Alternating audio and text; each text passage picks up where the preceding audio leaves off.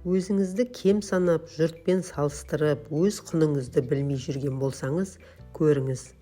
Көпшілігіміз бойымыздағы асыл қасиеттерді байқамай өмірден баз кешіп жатамыз.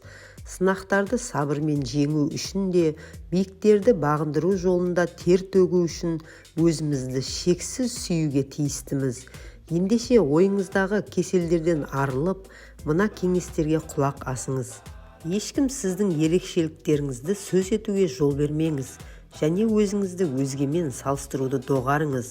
Мына 3 нәрсені ұмытпағаныңыз абзал: өз-өзіңді сүю, жеке тұлға ретінде сезіну, бойыңыздағы құндылықтарды ұғыну.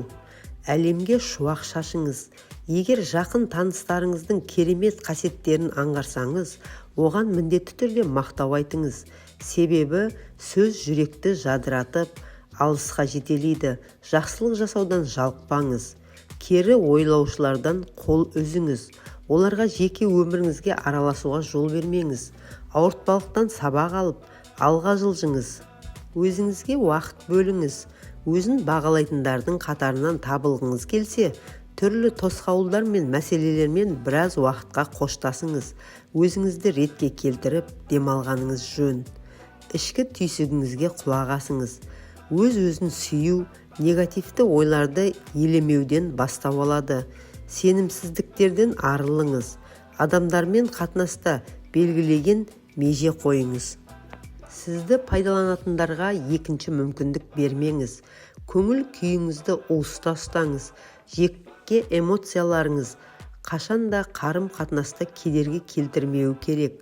Сізді бақытқа бөлейтін яки шабыттандыратын іспен айналысыңыз. Айналасына жақсы қырынан танылып жүрген жандармен таныстықты күшейтіңіз. Жалғыздықта қалмаңыз, қызығушылығыңызға ден қойыңыз. Жеке графика бойынша үзіліс жасаңыз. Жүзуге жазылыңыз, не болмаса теңізге саяхаттаңыз.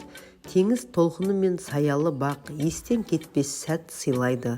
Ағзаға демалыс жасайсыз, қорқыныштан құтыласыз. Медитациямен әуестеніңіз. Интернет желісінен осы жөнінде ақпарат алып, кемінде жарты сағатыңызды медитацияға арнағаныңыз жөн. Өзіңізді үнемі бағалаңыз.